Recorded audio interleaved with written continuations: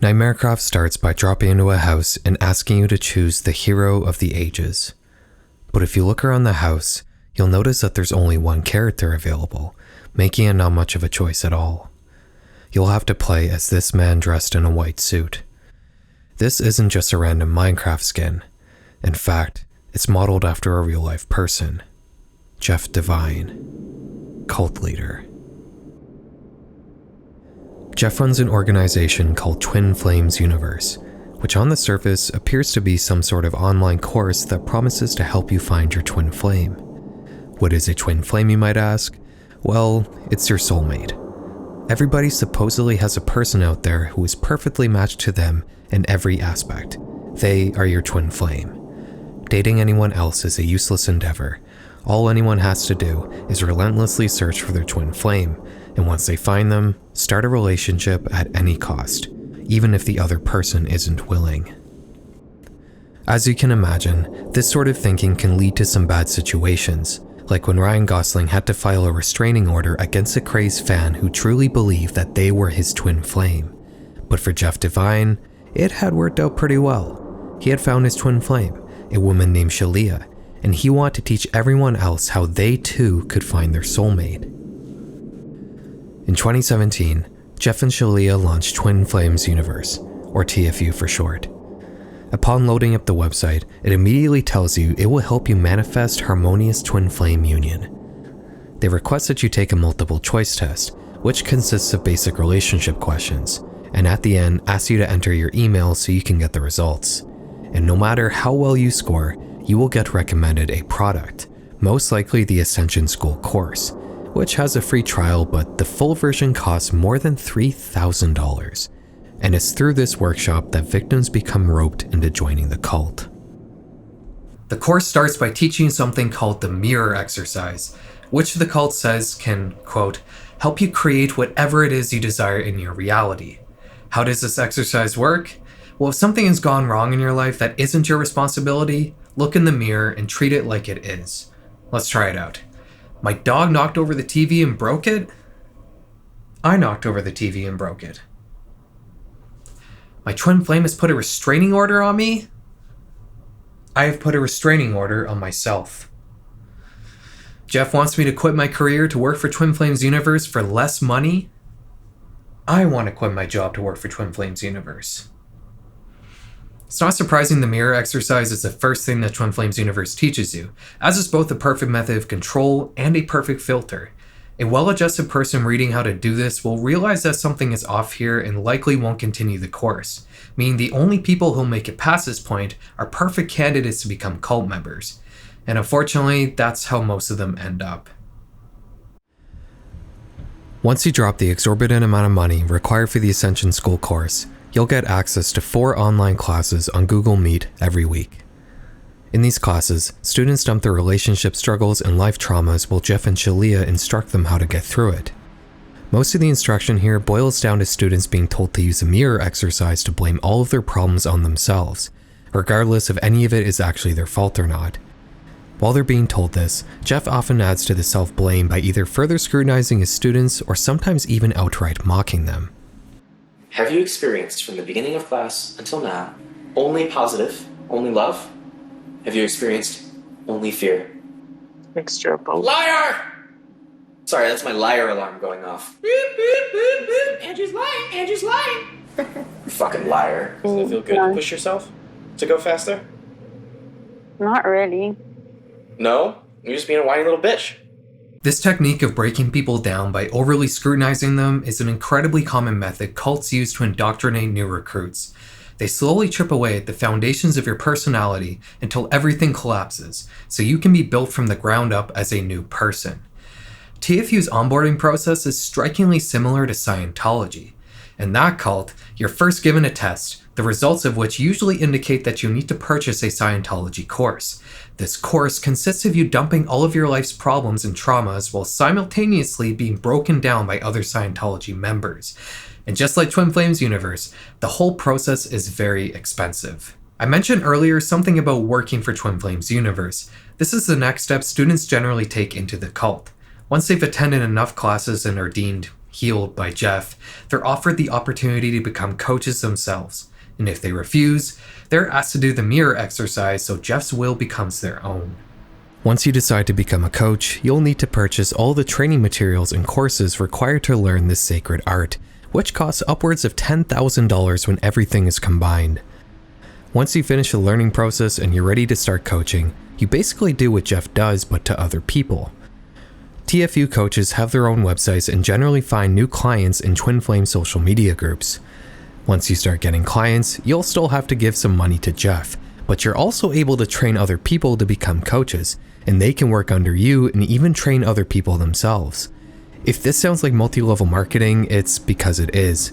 And at the very top of the pyramid, reaping the majority of the profits, is Jeff Divine.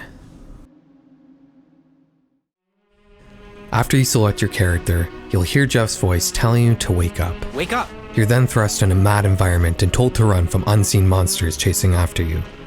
You're told to follow a path that winds through a forest and also a hedge maze. At the end of this path lies a fortress. You're instructed to go in through the basement where you'll find a bed to sleep in, a door you can't open, and a few supplies. Jeff explains the intricacies and mechanical differences of the mod compared to vanilla Minecraft, and from here you'll need to do some Minecraft stuff like crafting tools and finding iron ore. The goal is to craft an entire suit of iron armor and an iron sword. Once you accomplish this, you're then able to pass through the door in the basement, and from there, you'll need to clear the fortress of monsters floor by floor, similar to a roguelike game. Once you reach the top, you'll face your first boss, Garbage. After defeating this boss, you're rewarded with an item that gives you a huge buff when you consume it. It's called a Divine Dish, and it too has a real-life counterpart. In the real world, Divine Dish is a diet plan sold by Twin Flames Universe. Unlike their other products, it doesn't come cheap. It costs $100 a month, and that's only for the recipes. You'll still have to buy the ingredients and make the food yourself. On their website, they claim that their mission is to support your spiritual life through food and help you deepen your relationship with food and your body. That description may sound vague to you, and don't worry, it does to me as well. If we browse this website and also its associated Instagram account, one thing will quickly become clear. This is not a lean diet. In fact, it's surprisingly hefty looking. There's a lot of huge burgers, sandwiches, chips, french fries, pizza. Diet plans generally exist to help you lose weight, not to gain it. But this is actually the hidden purpose of Divine Dish, to physically enlarge the members of Twin Flames Universe. Ex-member Katie, who has since come forward to talk to the media, mentioned that she gained 70 pounds after following the Divine Dish diet plan. Selling a meal plan that just makes you gain weight doesn't seem to make much sense, but there's actually a very good explanation for it. Jeff prefers larger women. Before I met Shalia, I was, I had fine taste in women, so to say. I was concerned maybe I'd lose attraction if she got, ugly or overweight. But as she slowly gained weight throughout our relationship, my attraction level only increased. I know, it's funny. Okay, it's not actually just that. Making the members of your cult gain large amounts of weight under the guise of spirituality is just another way to make them feel more insecure, and therefore easier to manipulate. And believe me, Twin Flames Universe uses this ability to manipulate their members to accomplish some truly despicable things. Let me ask you a question. Why do people join Twin Flames Universe? To find their twin flame by following Jeff's instructions, right? Well, it might not surprise you to learn that many people find their twin flame within the group itself. After all, it's a social circle of single people who are all looking for partners, but wait, there's a bit of a problem. 80% of the members of TFU are women. And what's more, Jeff and Shalia firmly believe that in a relationship, one person is a divine masculine and the other is a divine feminine. So what do you do when you want to pair up a bunch of people who are all divine feminine? Where are all the divine masculines gonna come from? You might see where I'm going with this. The following topic is sensitive and a little hard to talk about, but Basically, there's a lot of evidence pointing to the fact that Jeff and Shalia have coerced many of their members to transition to the other gender. Obviously, someone's decision to transition is their own and should be respected by others, but multiple ex-members of TFU that did transition ended up detransitioning after leaving the cult, and they all told the media that they were in fact coerced into doing it by Jeff. There's one particular case of this we're going to focus on, the story of Katrina and Ann Irwin. Katrina and Ann joined Twin Flames Universe in 2017, and they didn't need to be paired up by Jeff, they were already a couple. They joined TFU solely for the spirituality and the life coaching aspect. Just like many others who joined the cult, they first signed up for the classes, but then moved on to working for TFU by becoming coaches themselves. And they were quite good at it. They were each earning $60,000 a year doing this, which impressed Jeff enough to name them both as VPs of sales for the entire organization, which didn't actually pay anything extra and required a lot of extra work on top of their already hectic coaching responsibilities. In Twin Flames Universe, even if you're a coach yourself, you still have to take classes from Jeff and Shalia. And in one of these classes, Jeff not only introduced the idea to Ann of changing her pronouns and name to present as a male, but outright told her that she's in fact a divine masculine in a divine feminine's body. So I want to ask Katrina first. Katrina, what is it like to be with a divine masculine in a woman's body? Ann said she did indeed have a masculine side to her, but that she didn't want to identify as a man. In any sane context, this would have been enough to stop the conversation, but Jeff would go on to push Ann for an hour, telling her such things like, "Why would you keep a name that's so obviously feminine?" Jeff would start referring to Ann as Ann the Man, and eventually would tell her that she should change her name to Dan, and would continue to push her until she reluctantly agreed just to get him to stop. But after this call, Ann would not willingly refer to herself with male pronouns or the name Dan, and over the next few days, Jeff would send the following messages. "Change Ann's name immediately. It's time. He's a guy. Take a guy's name and a guy's pronoun, or I will need to put someone else in charge of sales who does respect my work. Thank you. 1 week. You guys look dumb as fuck hiding behind the lie still because you haven't changed your name yet. Everyone thinks you are either weak, unable to change, or in stark disagreement with me." Jeff would continue to lash out at the couple both over text and in their classes, which isn't surprising. Ann was the only student he asked to transition that didn't do it. And at some point, Jeff finally realized the effort was futile, and he permanently banished the couple from TFU, blocking them on all platforms, rendering their ridiculously large investments of both money and time worthless. In Alice Hines' excellent piece in Vanity Fair about Twin Flames Universe, she says that she spoke to 10 ex-members who all shared a particular theory. They suppose that TFU is taking advantage of vulnerable people who are easily manipulated and are coercing them to transition, even though most of these people have never experienced gender dysphoria. In some ways, it's a bizarro mirror of Christian conversion therapy, which aims to turn gay people straight. But while Christian conversion therapy comes from a belief that being gay somehow is sin, TFU only does it for one reason: to extend as much power and control over their members as possible. Once you get your divine dishes, you're instructed to take them to the castle to sell in the market. Once you get there, the guards don't initially let you in, but after giving one of them a divine dish, they think it's so amazing that they just let you through. You walk around trying to talk to people, but nobody seems to want to speak with you. You may even come across a building called the Church of Union, which too has a real-life counterpart that we'll talk about in a little bit. Eventually you'll find an outgoing baker named Kennedy who will actually talk to you. You give him a divine dish and he too really likes it.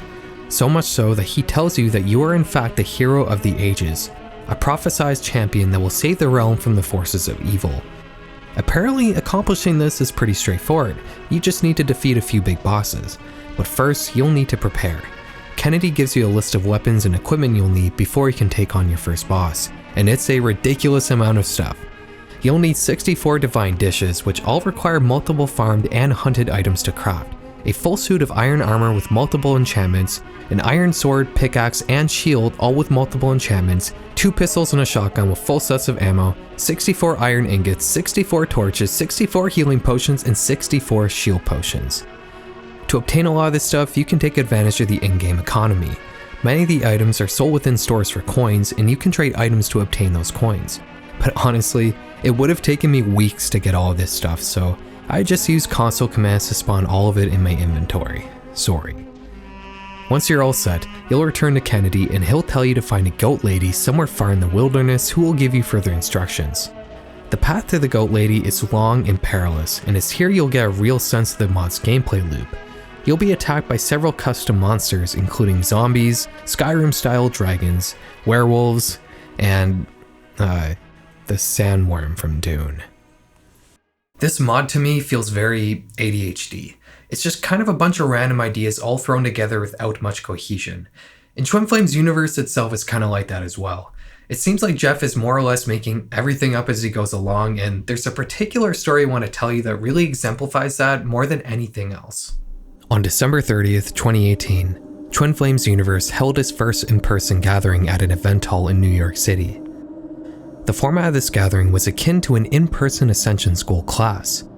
Students would talk about their life's problems, and Jeff and Shalia would instruct them through it. One student named Marley was handed the microphone and began talking about her life.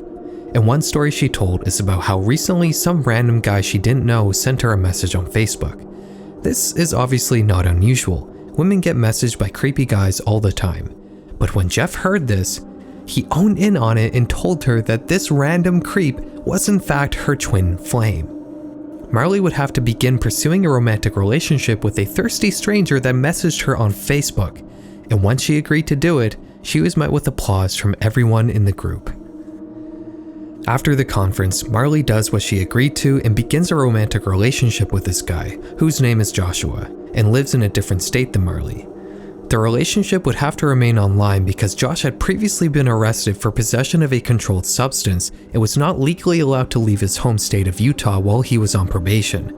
Jeff and Shalia would begin pressuring Marley, who I should mention was only 19 at the time, to move in with this potentially dangerous criminal in Utah.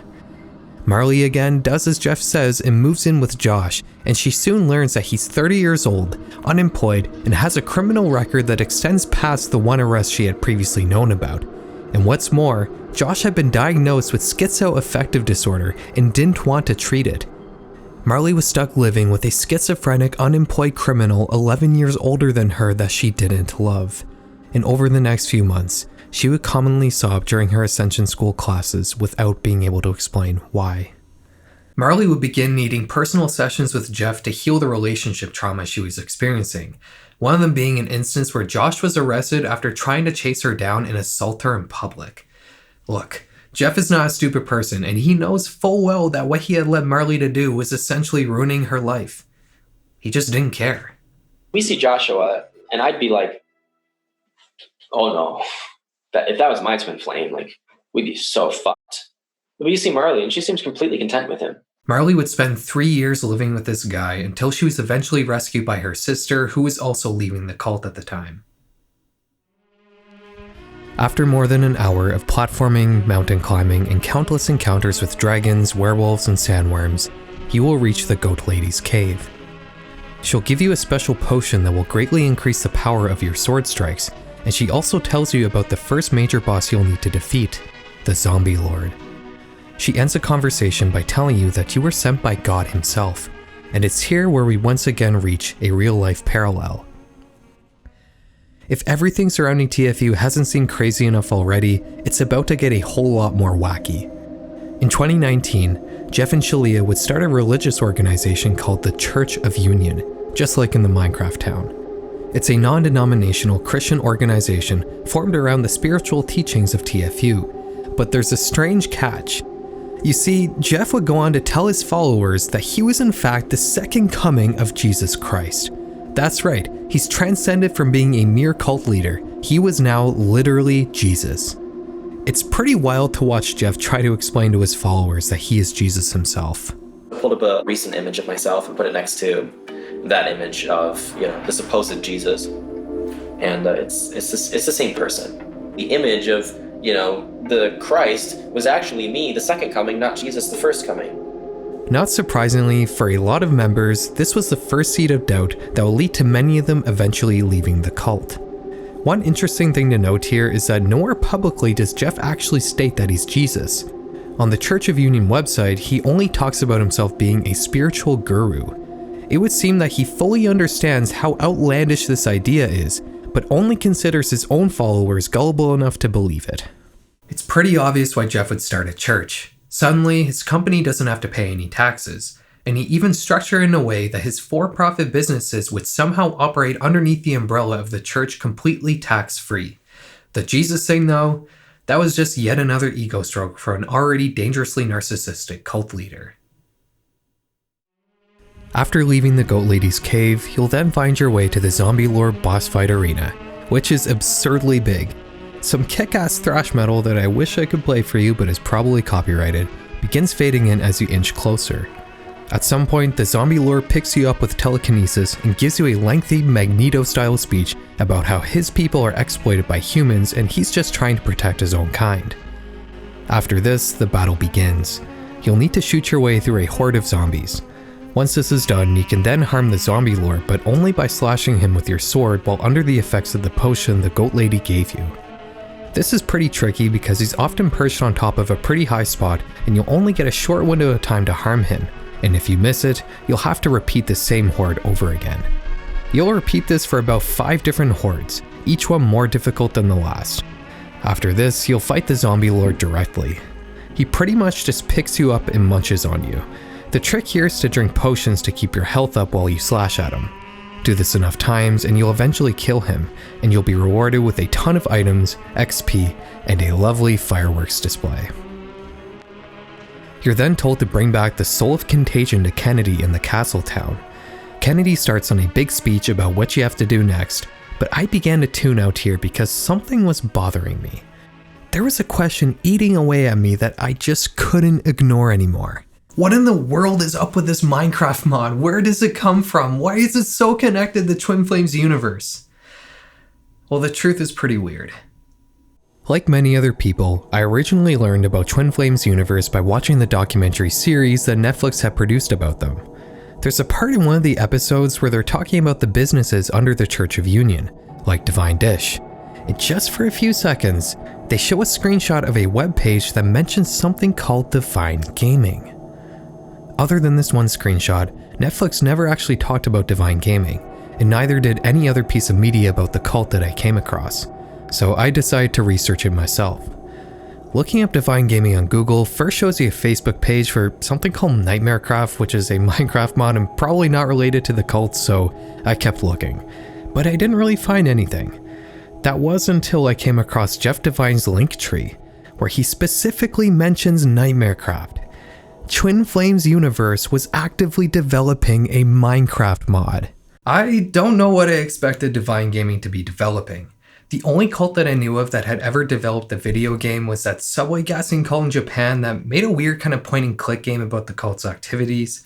Maybe that was more along the lines of what I would expect from a video game developed by a cult. NightmareCraft, though, really caught me off guard.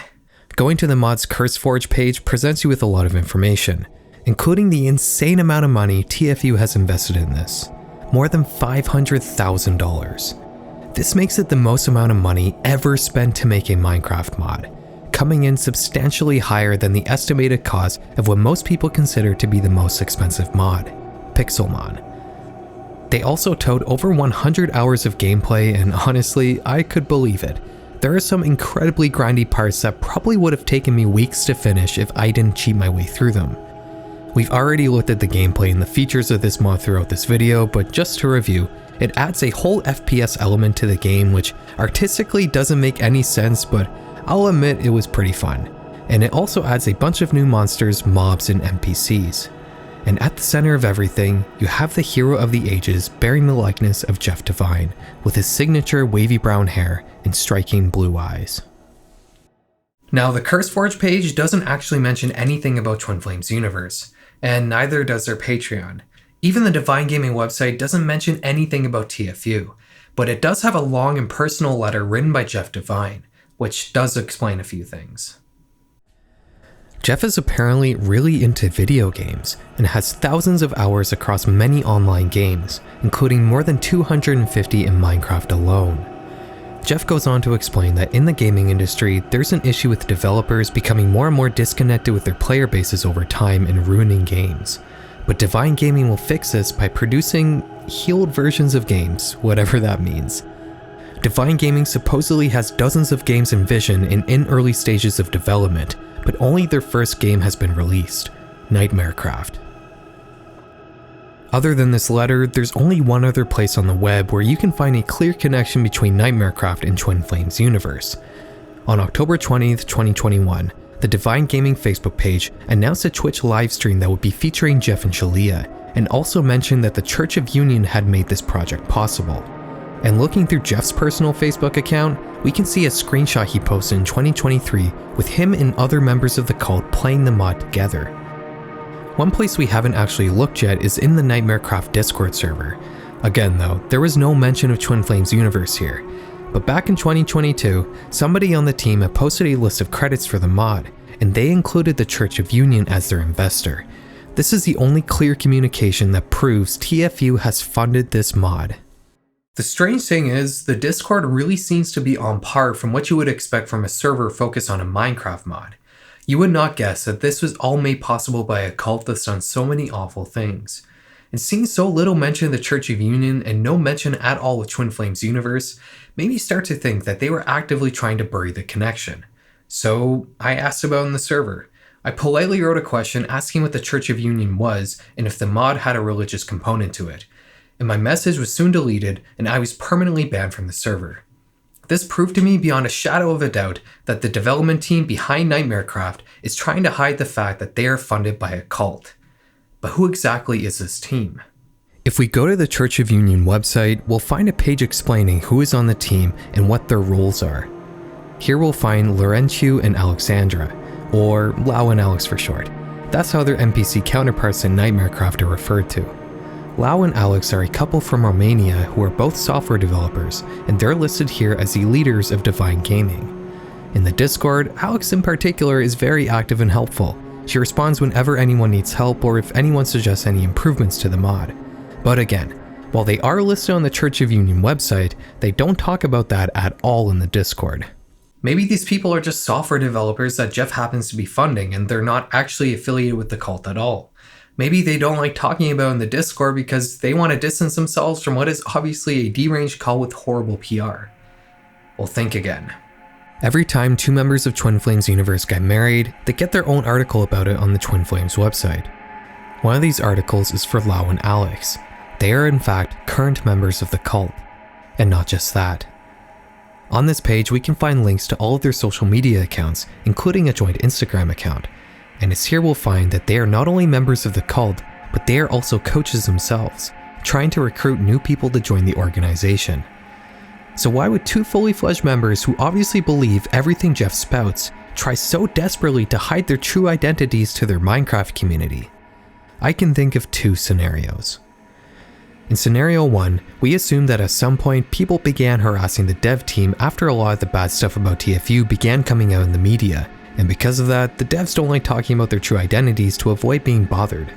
I guess this is possible, but the mod actually came out well after all the TFU scandals have made their way through the mass media news cycle, so scenario 2 feels more likely.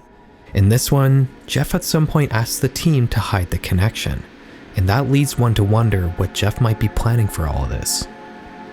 Maybe Jeff is just truly passionate about video games and this mod is a love letter he's poured his heart and wallet into, but I wouldn't be so sure. Everything that Jeff has set up for TFU has some sort of purpose. The Church of Union helps him avoid taxes, Divine Dish makes him more money and shapes his female followers to meet his own beauty standards while simultaneously keeping them insecure. The Ascension school class makes him a lot of money, the coaching program makes him a lot of money, his in-person workshops make him a lot of money, the coaches that work under him make a lot of money. I even found a post from a few years ago looking for a developer to produce a freemium Match 3 mobile game for Divine Gaming, which would have made Jeff a lot of money. Everything is about money. Except for the Minecraft mod. NeverEndingCorridor is completely free to install, and while mod developers can earn money from CurseForge's rewards program, the amount of money Divine Gaming would have earned from this probably would only account for a measly 0.1% of the $500,000 they've put in. So what's the purpose then? All I can say is that Divine Gaming has almost 2,000 people in their Discord server, and many of them are under the age of 18. While there's no evidence of anything nefarious going on now, the organization that's in charge of this server has been proven time and time again to be dangerous, and who knows what will happen in the future. I wish I didn't have to assume so much. I've tried reaching out using multiple methods to Lau, Alex, and Jeff, but I've been ghosted every time. Nobody wants to talk to me, so I'm forced to come to my own conclusions. My theory is that at some point, Jeff will want to reap some sort of return on his investment, and Nightmarecraft could potentially become some sort of pipeline to join TFU. But what do you guys think? Is that a crazy assumption? Today we merely scratched the surface of this insane organization, but if you want to learn more, I highly suggest reading the incredibly detailed Vanity Fair piece written by Alice Hines. It contains many more crazy stories surrounding Jeff Devine and his cult. But for this video, we're done. Thanks for watching, guys.